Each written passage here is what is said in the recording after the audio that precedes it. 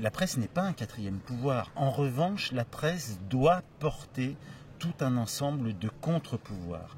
Et ça ne concerne pas seulement l'univers politique. Non, ça concerne aussi, et beaucoup, et de plus en plus, les entreprises et le monde économique. Le Monde avait été créé contre ça, ce qu'il appelait la presse d'industrie. C'est-à-dire une presse devenue la propriété d'industriels dont les intérêts économiques sont ailleurs. Ils ne sont pas dans l'information.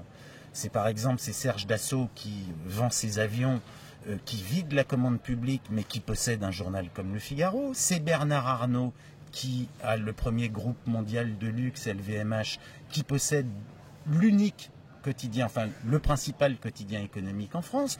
Donc vous voyez que ce mélange des genres affaiblit la presse et affaiblit sa capacité à produire des contre-pouvoirs.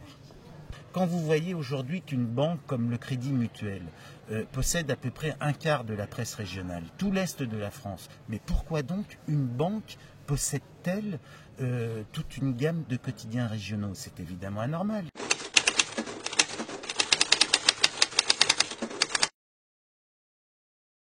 On fait la démonstration que la création de nouveaux médias, et en particulier de médias numériques, permettent de reconstruire des modèles économiques et des modèles d'indépendance à un moment où la presse papier est engluée dans une crise historique. La construction d'un modèle payant est la seule garantie de notre indépendance. Quand Canal+ s'est lancé au milieu des années 80, tout le monde a dit « Mais quoi? Une télé payante? Mais qui va payer pour regarder la télé? C'est une absurdité totale !» Bon, Canal+ est l'un des plus grands succès médias de ces 30 dernières années.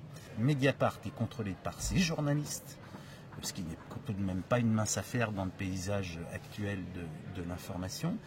Et les lecteurs qui s'abonnent à Mediapart construisent et garantissent l'indépendance. Oui, on peut, grâce à l'apport de lecteurs, financer un journalisme qui essaye d'être un journalisme de qualité, qui est un journalisme d'enquête, d'approfondissement, de révélation. La base de notre métier, et ça on ne peut pas échapper à ça, c'est trouver de l'information. Et si possible de l'information que les autres n'ont pas.